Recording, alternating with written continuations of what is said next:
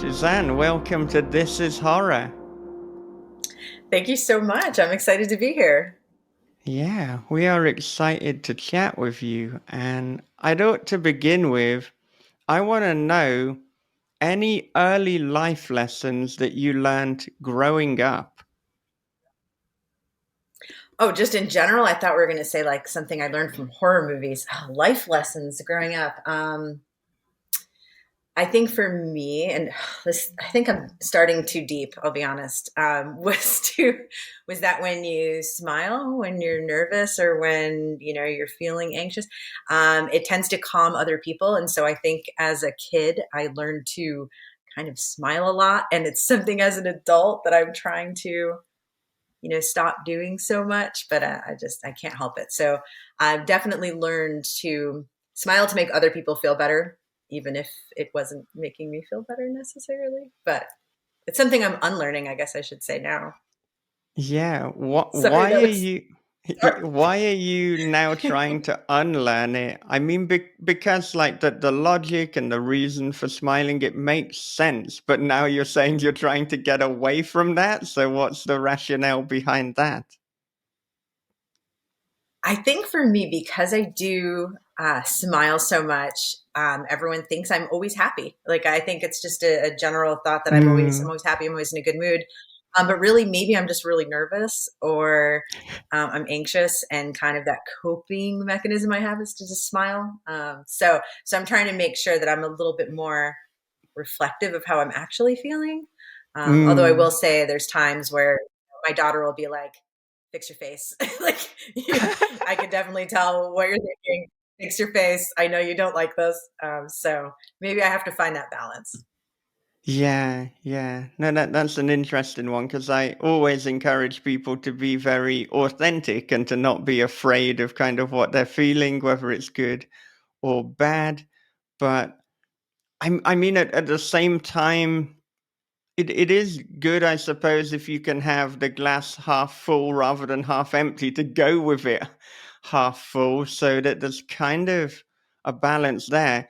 It's also interesting that you opened with that answer when, as well as audio, we're doing video. So now me and Bob are going to be like, right, is Suzanne smiling because, we asked some Oh good no. questions and she's feeling comfortable?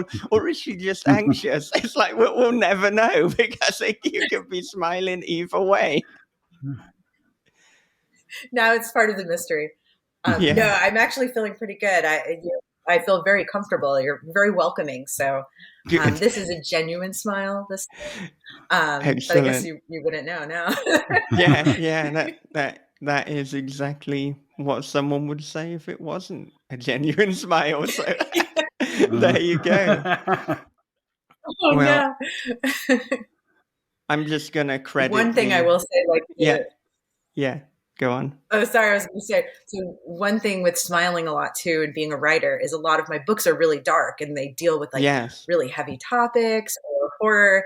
And I'll have people that are always like, "How do you write such dark things when you're always smiling so much?" So I think that kind of shows that sometimes when I'm actually it's funny. Like I write darker stuff, the happier I actually feel. And then when I'm Yeah, feeling kind of low, that's when I write happier. But yeah, everyone always yeah. wonders how I could write the stuff I do when I smile so much. So I guess that's how.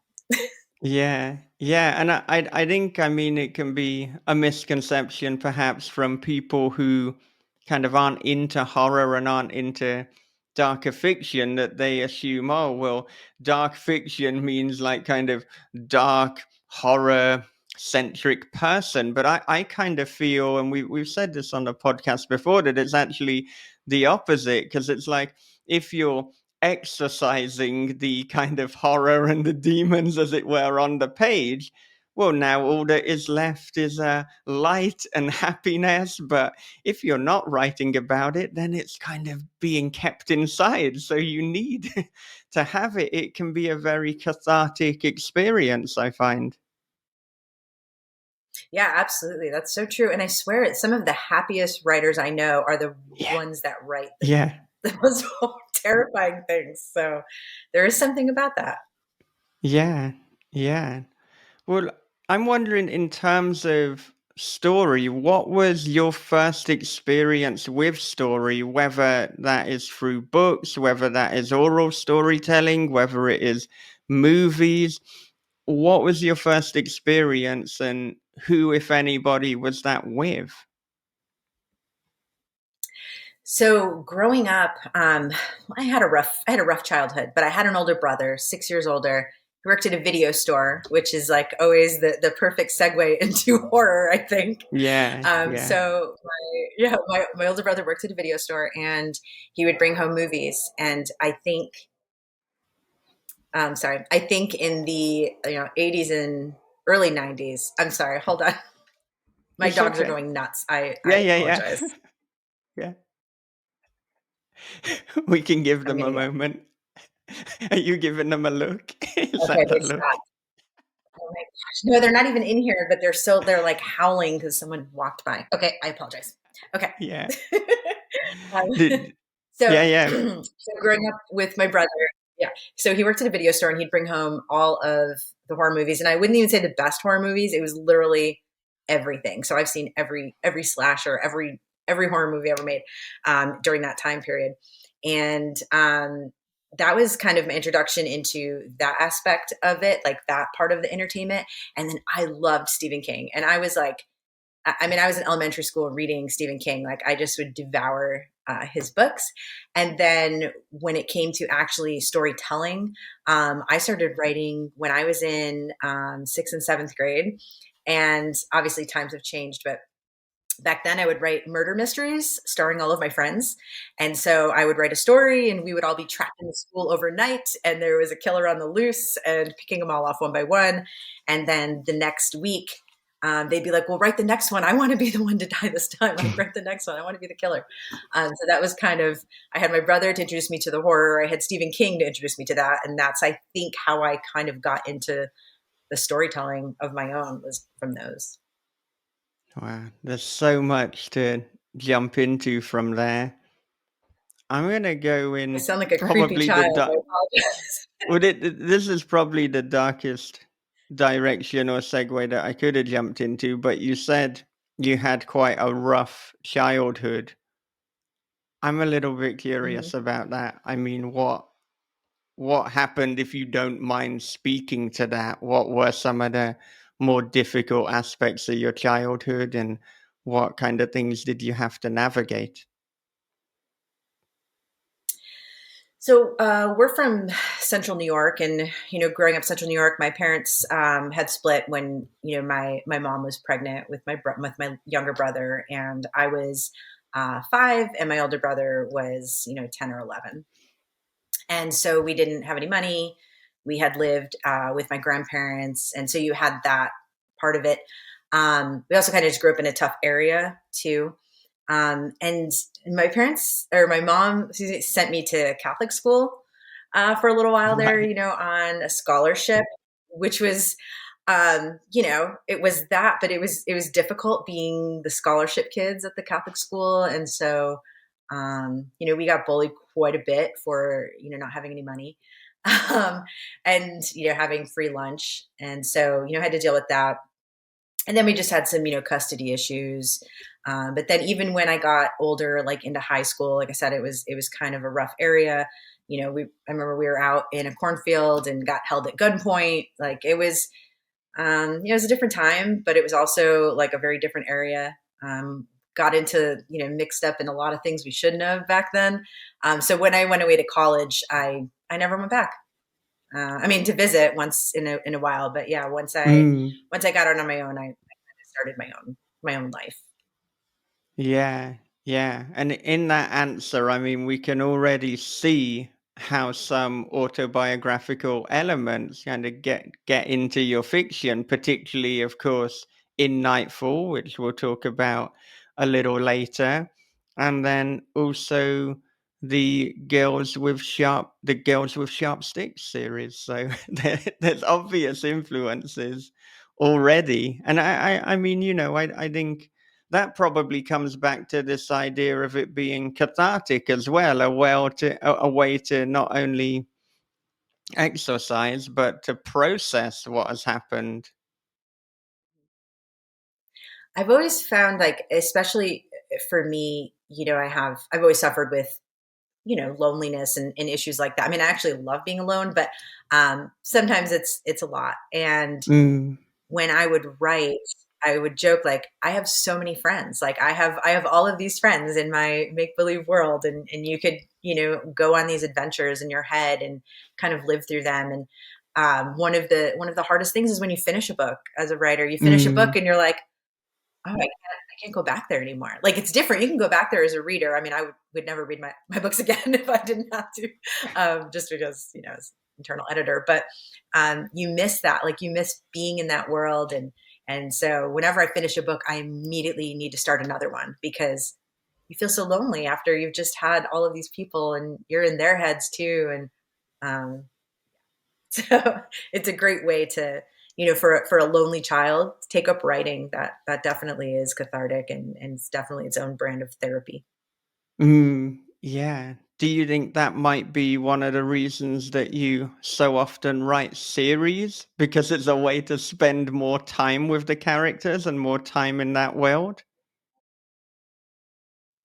It's a little bit of a mix. It's funny because all of the books that did eventually become series, I didn't initially pitch them as series. Right. Um, it's like I had this idea, I wrote this book, it ended, and then I had the editor be like, when they bought it, we're like, that we can't end it here though, right? Like you've built this world, like you gotta keep going.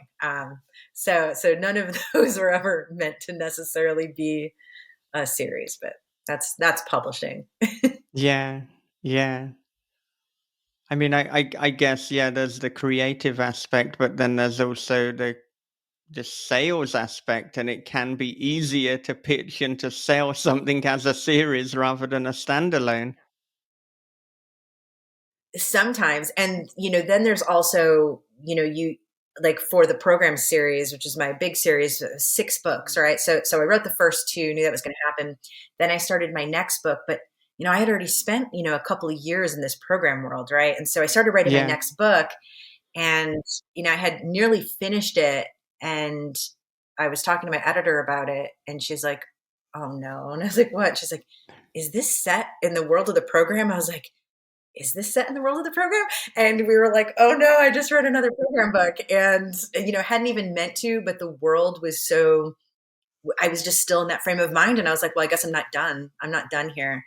And it Mm, ended up being like a prequel to the series.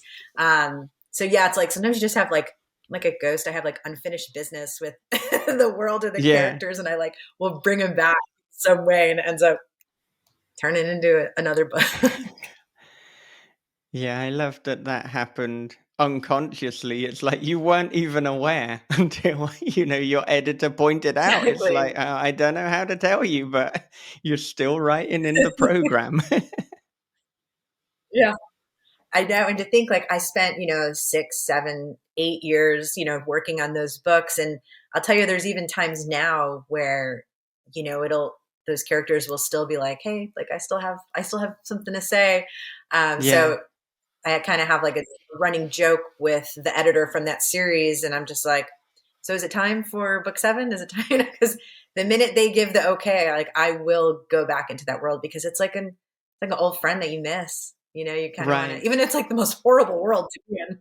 Yeah. I lived there for so long. Like I would kind of love to go back and be there a little while. Yeah, yeah. Well, of course, even if you're not going back in terms of the writing, I mean, the program is a big focus for you this year because it's the 10th anniversary. So all of the books are being re-released. So what can you tell us about how that came about?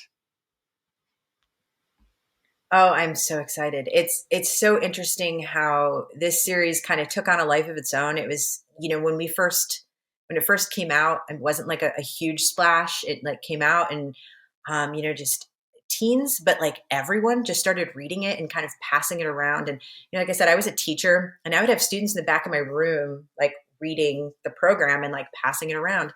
And so by the time the second book came out, it hit the New York Times list because everyone was reading it. And it was kind of just a very cool, organic way for it to, kind of reach readers. And so since then, it's like continued to sell. We had the 6 books come out. We had a short story.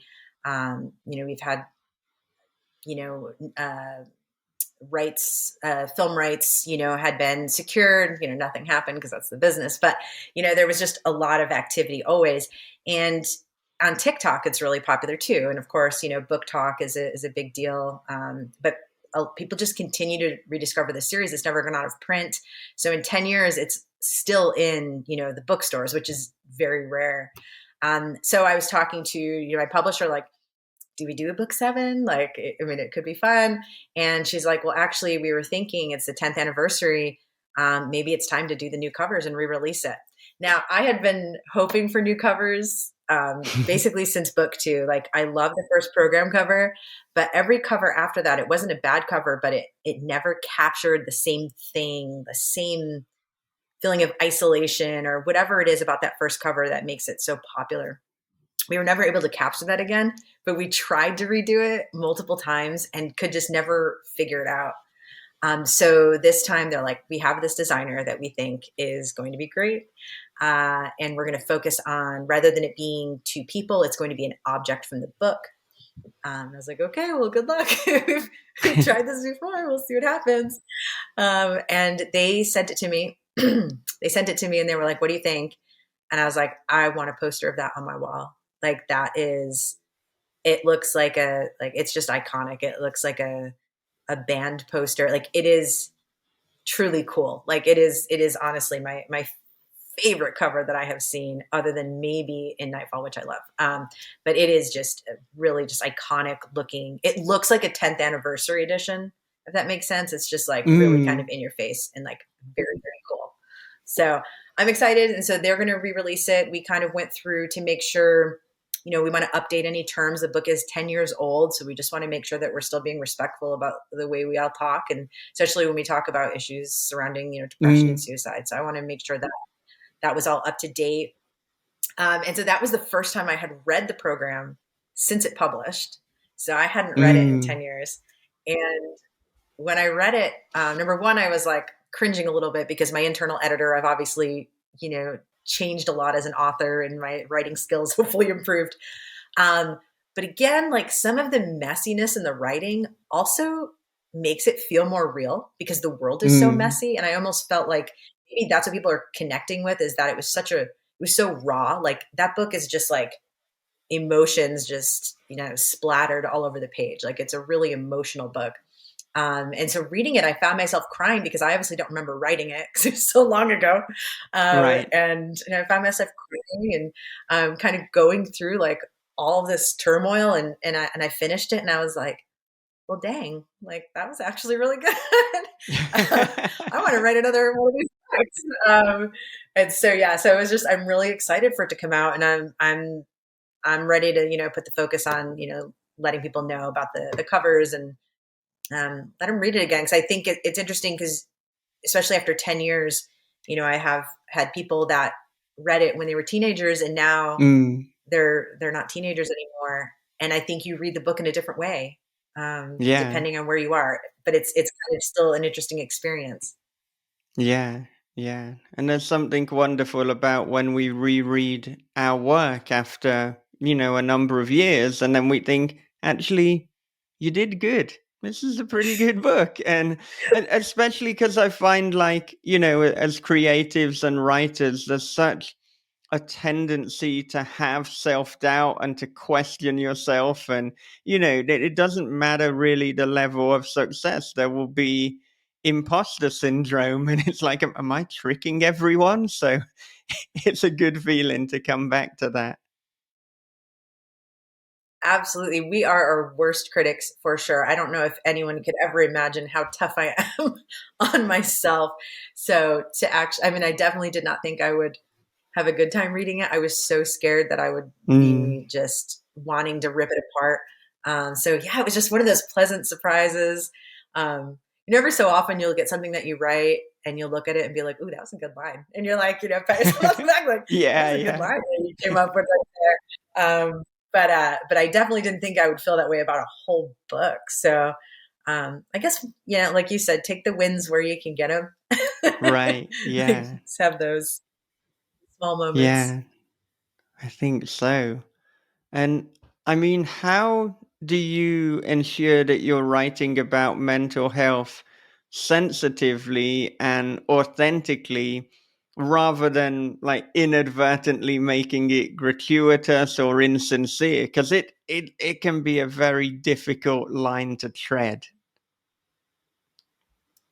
Absolutely. And, I think one of the reasons, the program is so raw is because a lot of that was based on some of my own experiences. I mean, it's not, Mm, autobiographical. It isn't my life, but, I have definitely been there in these situations in the book. And so I made sure when I was writing, it might not be someone else's experience with depression or, other things happen in the book, but those were definitely mine. So no one could say they're not real mm, because those moments were real. So some of those like really tough moments were things that I personally could relate to. But I also did, my husband works in the medical field, and I did actually go and talk to some doctors because I wanted to make sure, you know, I talked responsibly, not just about, mental health, but also about, medications um, and different treatments. And the treatment of the program, I actually based around real treatments and just, just mm. like you do with any dystopia, you have this real thing, this real treatment, and then I just exaggerated it out to this more horrible place. So everything that they do in the program, everything that happens to these kids, like these are real things that happen. I just, of course, it's a story, so you have to exaggerate it a little bit. So yeah, I just I tried to make sure that I was being responsible about the way I talked about things. Even just the epidemic itself in the book, like the suicide epidemic, that was based on real clusters, like real suicide Mm. clusters. And I was researching those and reading the case studies on those. I mean, it's not a scientific book by any means, but I just wanted to make sure that whatever the base was, that part was real. And then you Yeah, can build out your story from there. Can't be built yeah. on a lie, I guess. Right, right. Yeah. And and I wonder too, obviously, with you drawing on your own personal experience and having to research some very heavy subject matter. I mean, to even say very heavy subject matter, that's obviously, that is understating it. But what did you do to kind of protect your own, not only mental health, but just I guess, state of mind while writing it because, you know, I feel as humans, we're not even designed to consume that amount of tragedy and just sadness and bleakness kind of in one short period of time. Yeah, what's interesting, and this is it's kind of grief is a message in all of my book. Every single one of my books deals with grief in Mm, some way. It's just something that I always struggle with. And it's interesting is the program has that is this story, and it is I didn't protect myself at all, if I can be honest. Like it was very much me just being very honest, emotionally honest. But then the story changes, and by the time you get to the second book, the story has kind of moved on to a different sort of adventure, like a journey.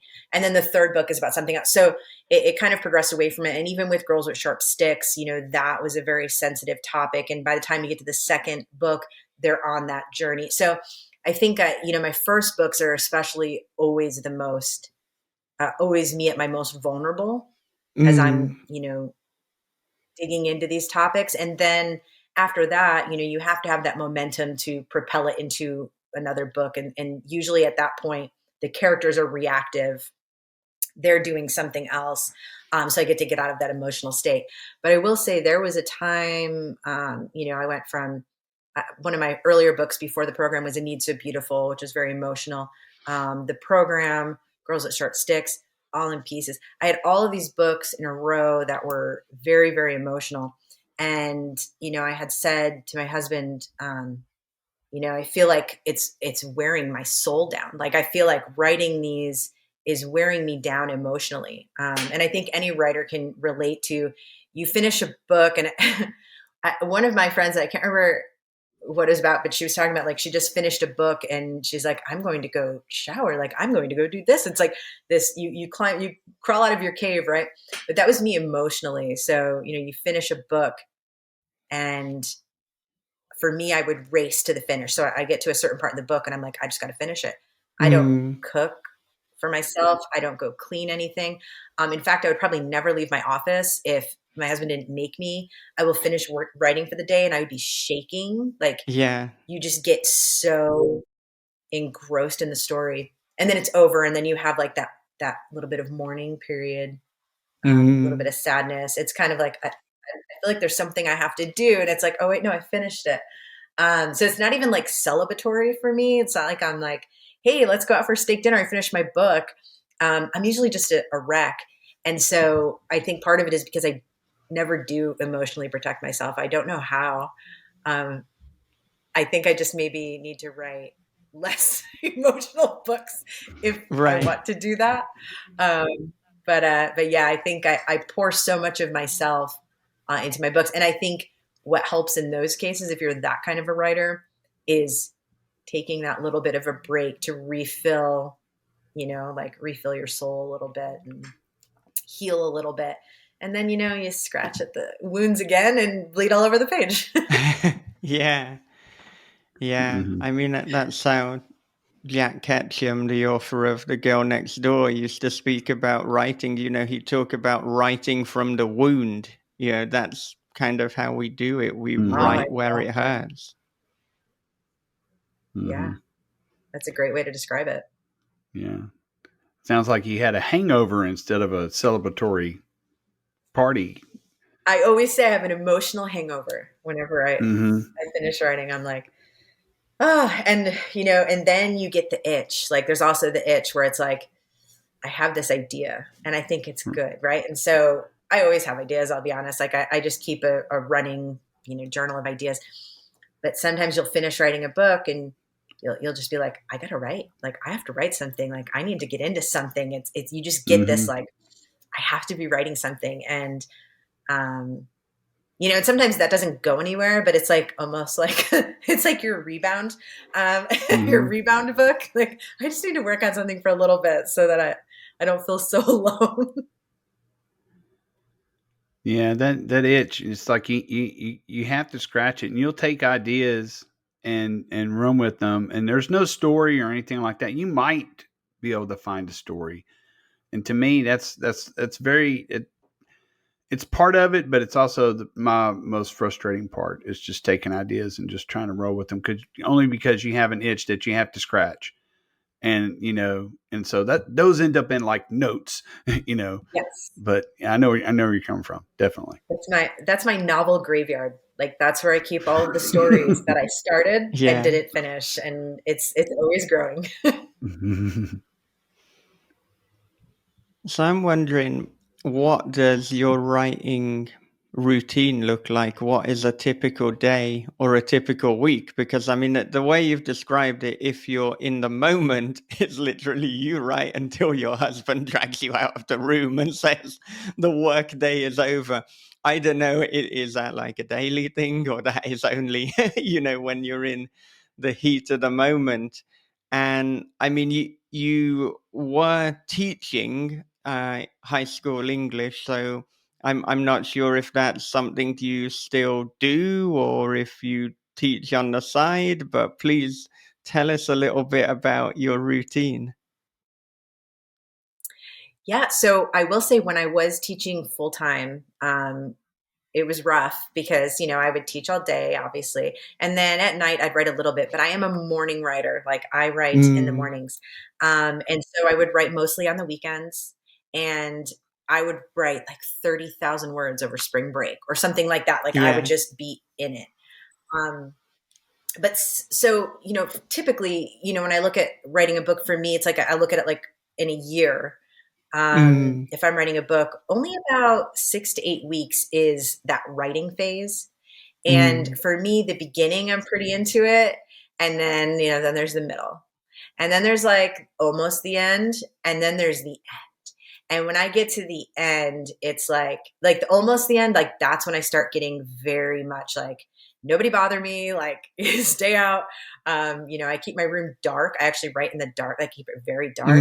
Mm. I'll have music playing, and I don't want to be bothered. I don't want anyone to break the spell. Like I feel like I'm Mm. under a spell, and I don't want anyone to break the spell. And if for some reason I have to get dragged out to dinner, like I'll be sitting there just kind of like still writing in my head. And when I go to bed at Mm. night, that's the worst, because I am Yeah. writing that next chapter in my head, and being like, please remember this in the morning. Please remember. And once in a while, I'll grab my phone and be like, take a note and like Yeah. say something out. So really, it's just that 6 to 8 weeks of that, and really of that whole time, probably 2 solid weeks of it. The beginning and at the end are like the I don't do anything other than write phase. But I'm Mm. also very conscious of like, hey, I know that if I'm getting to that stage, I clear my calendar, because I know that I can't, I do have a day job. I work another job, and I do still Mm. teach part time, just Yeah. online.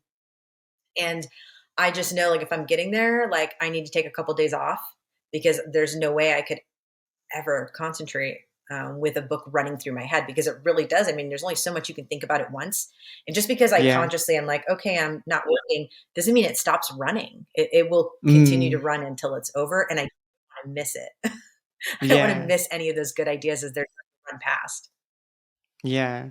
So on the days where you're working the day job, is it a case of getting up a lot earlier so that you've got like this concentrated time for writing? Yeah, definitely. I'm like the best between like 6 and 10 a.m. Yeah. And sometimes I will push it to 11 a.m. But once you get past 11 a.m., that's editing time. That is not Mm. drafting time. Like my drafting time is only in the mornings. And that's been like that and that's always been like that. I can never seem to figure out how to write in the evenings. I wish I could, because my life would be easier if I could, but I just need those fresh morning, Yeah. thoughts. I don't know. Yeah, yeah. I mean, I'm actually quite similar. Like, I do my best writing in the morning, and I think, I mean, there are some people who they certainly do their best writing late at night, and really, it's about respecting, I suppose, your own Yeah, routine. Yet Bob is, for people watching the video, he is pointing towards himself. He is a night writer. Um, That but is me. yeah, yeah. I love it. just think we need to kind of find out what our routine is, and in a way, try not to force ourselves to have one that doesn't work. Kind of like if you're an early bird or a night owl, there's no point trying to be the other one. I say there's no point, obviously, like depending on the work hours of your job, there may be logistical things within society. Yeah, You here and can't say, there. I'm not coming into work today. I'm not forcing myself to be an early bird. It's Writing like, day. yeah, yeah. But Yeah, I, now that you say that, mm, I wonder too, when people talk about, writer's block and having writer's block, mm, and I almost wonder, now I'm going to say like, well, what time of the day do you write? Like maybe try writing at a yeah, different time of day, because maybe that could be part of it. Like I wish I could write at night, and every so often I can, but I definitely know where my like sweet spot is for creative ideas. yeah. And maybe that's part of it. Maybe try to fit it in during regular business hours, and that's just not where it's coming from. Yeah, yeah. I mean, I think any of us can write at any time, but it's about, can we write well or can we write optimally, which is why I find like, right, in the morning, get the kind of first draft, get the creative things down. Now, if you've got like a little gap in the middle of the day or towards the end, you can do editing or almost what I consider writing adjacent work. So obviously there's the marketing and the Yeah. promotion specific to me and Bob and other podcasters. There is the podcast. There is of course reading. There's newsletters. Yeah, if I list everything there is, it's like, my goodness, how do any of us do anything? There's so much involved, and maybe back in the day, in the kind of dizzy days of Faulkner and Hemingway, a writer would just write, but that ain't it anymore. Writer does not just write. I love the idea of writing adjacent, like of, Mm, book adjacent. Like that's so true. And I think maybe not everyone realizes that is when you are in these fields, like you do have so many other parts that mm, are part of writing, like even just the research part. There's just so much that goes into it other than just the book part. Like I wish it was just the book part, mm. but it's definitely not. Yeah, yeah. But I mean, I find as well there have been times where I've tried to like force writing more, I suppose. And I find that there can be some days where there's just diminishing returns. So if I write, let's say from 6 till 10, it's going to be of a certain quality, but then, oh, from 10 to 11, we're dipping a little bit. And 11 till 1, yeah, it's getting a bit worse. And if I try to write after lunch, it's like, well, what is this? Just do some editing. And it's interesting though, because I can edit other people's work just as sharply after lunch, but for some reason I can't create my own. It's the create, yeah, it's like find your Mm, creative time. Like where are you most yeah. creative? And yeah, it's just kind of it's interesting in that way that our minds are wired during a certain time to do these things. But yeah, I really would love to write at night. Like that would be just it'd be amazing for me, but I don't know. Hmm. Yeah. I mean, I mostly write at night. I'm flexible. It depends on how I work because I work different shifts. Right. Um, but I think I do it because I have ideas going through my head constantly. And so they build and build and build and build and build. And finally, it's like, I get off work, I get off to eat, get to eat, uh, take care of the cats, do all the things I need to do. And then I get, oh man, I'm finally, and you're getting excited. And so you want to have that momentum going in. And then you get this zen feeling when you're in the zone. And like my whole apartment could be on fire, and then somebody would have to go, "Hey, dude, you need to leave." I'm like, "Whoa, hold on, I'm almost Let me done." finish this sentence. Yeah. Yeah, I got to get to I got to start the next chapter. Chill out, Yeah, you know, exactly. because I'm not leaving it here. But it's like, it's that build, and there's Yeah. something about that I can't get in the morning. In the morning, I'm like, "Fuck, I need some coffee." Yeah. I don't even want to look at the news because I'm gonna be mad for the rest of the day, Yeah.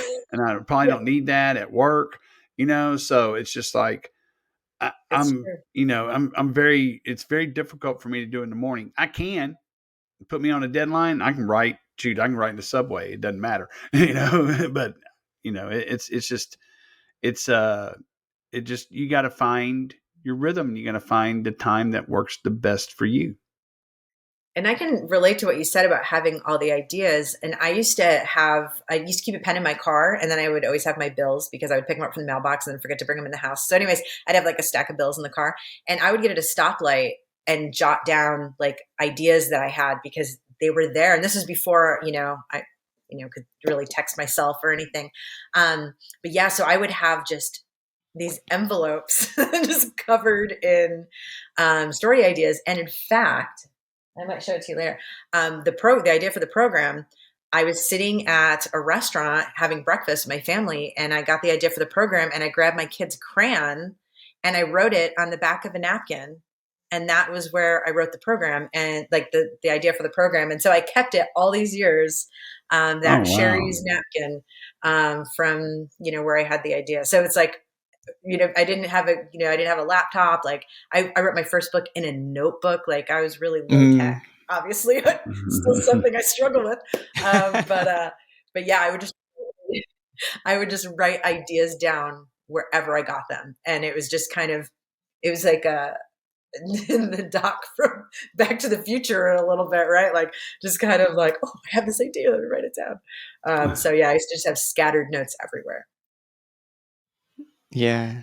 Yeah, I get that a lot. And yeah, there's all sorts of things that I've written on napkins and just little scraps of paper and even like pamphlets. It's like just whatever is to hand that I can write on. And I mean, there was a time when I was working only one day teaching a week, and then the other six were for writing. Well, I mean, really, Oh, five were nice. meant to be for writing, and one was meant to be to actually take time for myself. But reality, there was normally six for writing, but it always Yeah. happened to be on the day where I was teaching. It's like that's when the bloody ideas will come to me. And I had quite a long commute, so it would be like just when I could while I'm traveling, just write this down, write that down. And I don't know, it's that there's something to be said for if you have time constraints and if you have parameters. I've found that I can write better, or creatively I'll be more open. Whereas, the times where I have written full time with no other jobs, I don't know, because there's no limits. It's like there's almost no limits to how much one could procrastinate or could put off the writing. And there's this little cliche about it's remarkable how when you have a deadline, some writers' houses become so tidy because they're just tidying instead. They're like, well, I just got to sort That's this out. But yeah. I love that. That's my revision house. Whenever I have a mm, revision due, you mm, will never see my house so clean because I I don't mind revision, but it definitely feels like I do have a deadline. But at the time, I'm like, mm, okay, that's a few weeks away. Like I'll get to it. I'll get to And so like, let me just clean.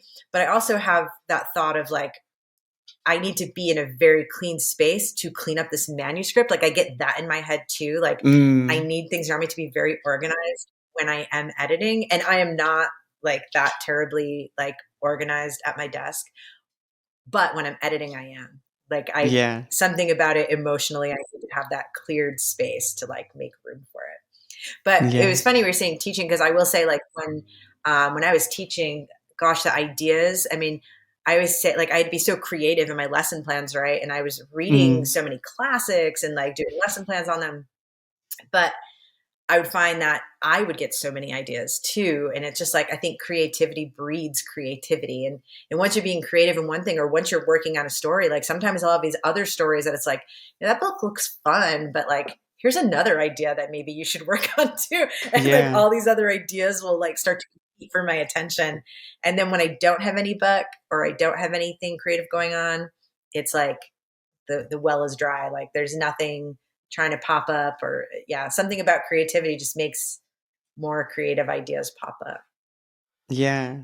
Yeah. I mean, there's times when I'm in the classroom and maybe there's a timer set for them to do something for 5 minutes, and then I'll start getting ideas. So I'm just having to write my ideas in the margins. Now, I'll clarify in the margins of my own stuff. I'm not going around. It's like, wow, there's like a Michael David Wilson story idea along with the marking that he's It's done.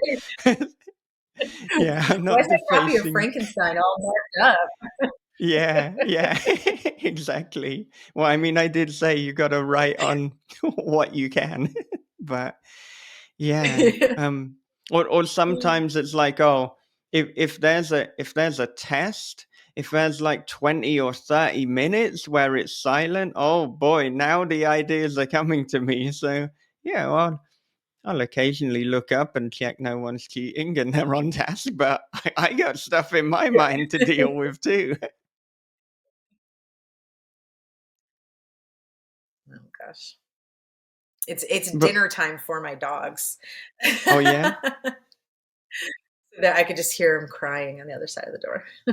Hang on, hang on. You can is there someone else in the house? We don't Yeah. condone just leaving animals or children to cry. So it's Is there something Yeah, that you that does need sound to really do? dark, doesn't it? No. Yes, no, my son's home, but he's also upstairs playing video games, so he has to be made aware that the dogs are crying downstairs. Yeah.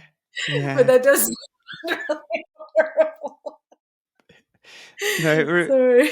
it reminds me, I can't remember exactly what he said, but we were talking to an author, Jasper Bark, and he said, like, his children were in another room, and he's like, I think they're trying to get out the room, and it's like, hang on, can we just have you trapped, have you kidnapped your children?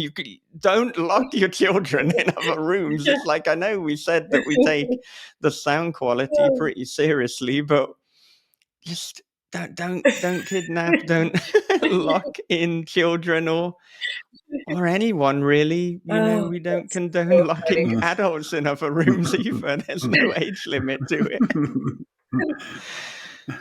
I love The that. It's like idea I of can hear that is them just crying of hunger. Yeah, so yeah, bad. I can hear Jasper Bark just don't you dare get out of the room. I'm locking the door. And it's just oh no. That's crazy. That was funny. That was a good laugh. Now, you said before that your first experience writing stories was when you were in sixth and seventh grade. You were writing these murder mysteries that, much to the delight of your peers and other students within the class. Now, if I have done my research correctly, then I believe your first published book was The Naughty List in 2010, which was also the fifth book that you finished writing. So, I mean, I'm wondering, at what point did you decide that this was something you wanted to do, I guess, professionally or vocationally? When did you decide writing books was for you? It's interesting. So again, sixth, seventh grade, I was writing short stories, wrote them all through high school. And then I remember telling one of my family members that I was going to go to school for creative writing, which they thought was just absolutely ridiculous. And they're like, well, why would you do that? Like, why wouldn't you go to school for nursing and get a job? But I did anyway. And I went away to college and I went to school I went to school for creative writing. And I had always seen myself writing short stories. That's what I really enjoyed writing. I had never tried to write a novel. I just always liked that kind of shorter form. And when I left school, I moved to Arizona, and I started teaching fairly quickly. Sorry, I started teaching fairly quickly, and I would still write short stories then. So it wasn't until I actually moved to Oregon. Um, I moved to Oregon, and it was rainy and dark and kind of creepy there. And I had a lot more time to write because for a little while I wasn't teaching. And I started writing very moody stories. And it was so the next short story I wrote it was actually, it's funny, but like became the program. Like it was Mm, the program was like the combination of three stories. But the first one I wrote, this very first book I wrote, was called Broken, and it was about a girl who fell in love with her brother's best friend, and the brother had died, and it was like questioning their relationship. So that ended up becoming part of the program. But I wrote this, and it was just a short story, and it kept getting longer and longer and longer. And so I sent it to my sister, and at the time she was like, "Ooh, send me the next chapter," and I was like, "No, it's a short story." She's like, "No, write more." And so she just kept encouraging me, like, keep writing, keep writing. And so I did, and it ended up becoming a novel. And she's like, oh, you should publish it. And, this is back in 2007, maybe. And I was like, how do you publish a novel? And, looked up how to publish a novel and, mm, found out, I have to get an agent and how all of that works. So it really wasn't until, I was in Oregon and I had this constant encouragement of someone being like, oh, well, write more. I want to know what happens next. I want to know what happens next. Otherwise, I probably would have kept writing short stories. But it mm. was until someone told me, like, I want to see what happens next that I was able to kind of go longer. And now I love writing novels. And now short stories are the challenge for me. because I'm Right. like, I want to give more background. So, Yeah. I had for a time quite a difficulty writing short stories again because they always tended to go long. I knew that there was so much more to the story. The way that I got better at writing short stories, and this is not something that I I advocate other people do, but Ray Bradbury has a quote saying that he about writing a story a week, and he said it's impossible to write 52 bad short stories in a row. And I thought, well, challenge accepted, because either I prove Ray Bradbury wrong, or I get good at writing short stories. So either way seems okay to me. But yeah, I had one mad year. I'm trying to remember when it was. Probably 2000 and it was either 2016 or 17, and I just wrote a story a week. And I guess for me, it was just almost treating a short story as more like a photograph or a snapshot. So you are getting mhm, something. It obviously needs structure. It needs to have that beginning, middle, and end. But you're just giving a portrait rather than this kind of massive mhm, story, as is the case with novels. But I think, yeah, I prefer writing novels or novellas, at least, something that can be packaged as a book, and it's just more exciting for me. So we kind of have to go wherever the story wants us to go, really. That's what it's about. mhm. Obviously, as you hinted at before, as well as the story, we do have the caveat of, like, well, what about your agent and your publisher and your editor? Yeah, I guess if somebody is paying us and there are financial interests, we have to consider that too. And I think that's why so many of my ideas do end up in that novel graveyard. So I'll have an idea and I'm like, this Mm, sounds great. Like as an idea or as a short mm, synopsis, like it sounds great. It's when I start to write it, I can write a first chapter of pretty much any of my ideas. Like I can get to the yeah, first chapter. That's fun. So once I get past that first chapter, there's decisions that need to be made. And if and that's when I start to realize like maybe something's too thin, like maybe this plot line's too yeah, thin, or this character is just not the right character for this book. So a lot of times what I do is I'll have all of these ideas, like these stories started, and when I'm writing another book, I might take a character from a different story and pull them and mm, put them in my new book because I like that character. They just didn't fit in that world, in that role. But I still found a way to, I still found a better place for them. So I always think of like my books marinate, I guess, like that graveyard's yeah, always like marinating. yeah. And and sometimes they go together. And I didn't realize that they did when I wrote them down. So that's why it's important to write down everything. Just keep it too. Don't write it on napkins and don't write it on napkins and envelopes. Actually keep it somewhere where you can go back and find it. Yeah, yeah. Well, this is why I plot as well rather than pants, because, like you, yeah, I can write the first chapter of pretty much any idea, but it doesn't mean that the idea necessarily has legs or can stand, the course of an entire novel. So it's important that I do have some scaffolding and some framework. Now, I've found that I kind of need a balance, in the sense that, yes, there is scaffolding, but my brain in the actual writing will take us on some tangents and down some other rabbit holes, and we'll veer off here and veer off there. So actually, because of that, I do even throughout the draft, I have to go back to the plan and be like, okay, is this tangent actually serving the story, though?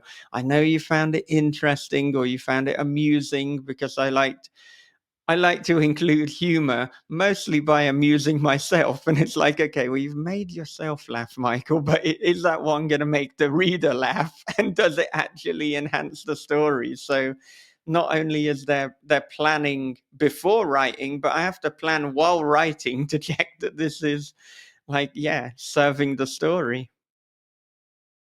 I'll tell you, there's nothing harder than cutting a good joke in edits. It's Yeah, like you do not want to cut that joke. Like it was like, oh, it's so good. And maybe that plot line doesn't even exist anymore, but you're like, but it was such a good joke. Like I want to yeah, keep it. And I have tried to figure out how to keep it, but it never works. So yeah, I'm like, oh, I hate when I have to cut a joke because they're so hard to get. They're so hard to get a good yeah, joke when writing. yeah.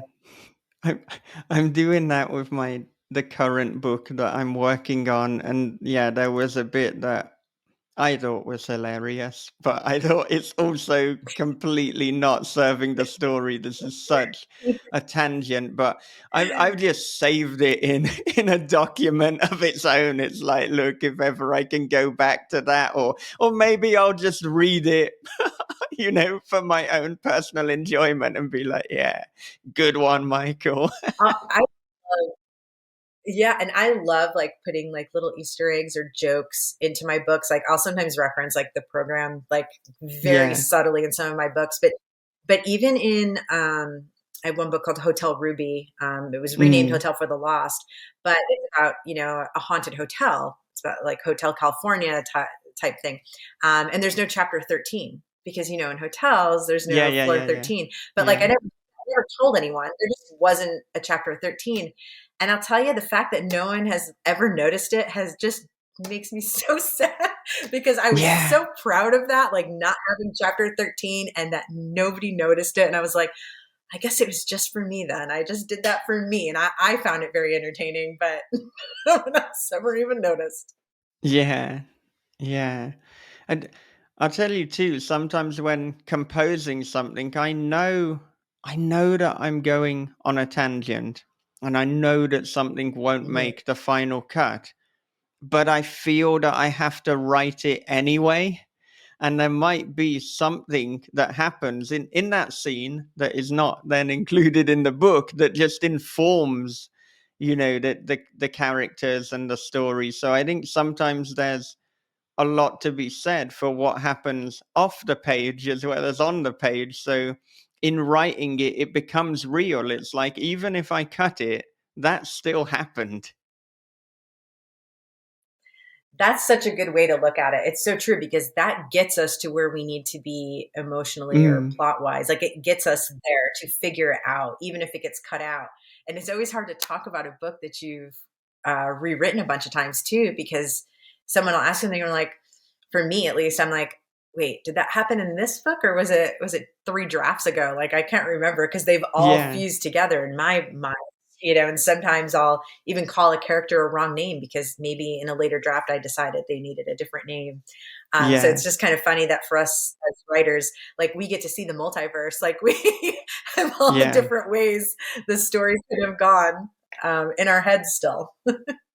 Yeah, yeah. It's like, isn't it obvious because of that scene that happened? Oh, that scene isn't in the book. It Okay totally then. happens.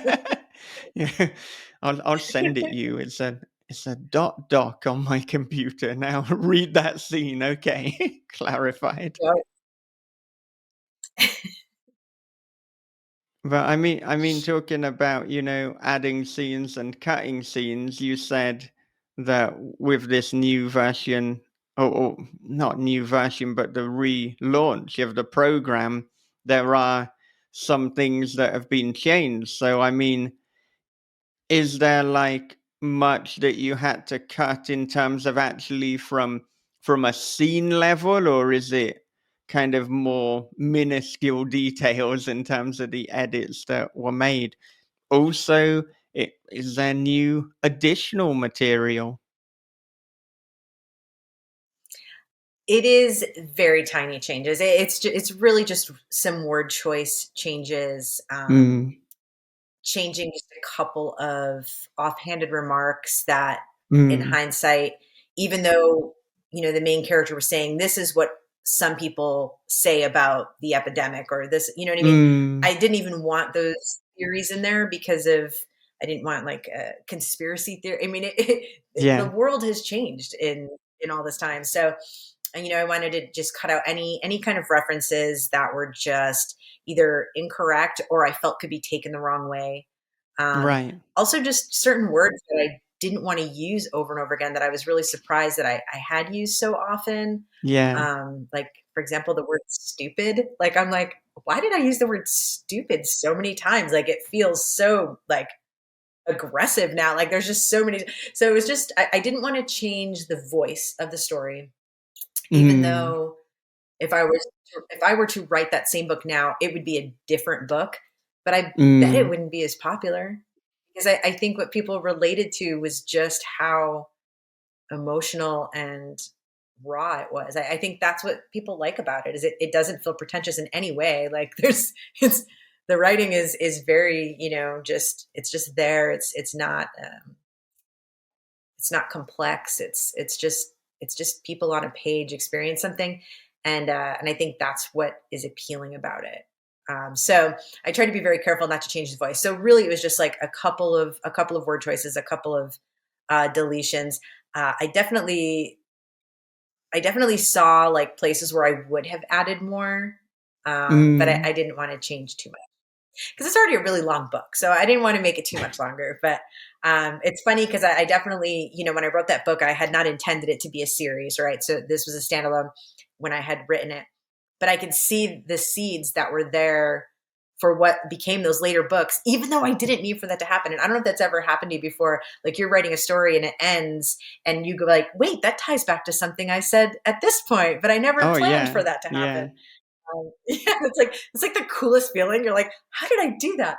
I noticed that a lot. That there was these seeds that ended up becoming books 6 and 7, like or 5 and 6. Like, how did I know that? I don't know. I guess I had not planned to make it a series, but now I can see why that series worked, even though I didn't intend it. Yeah. Yeah.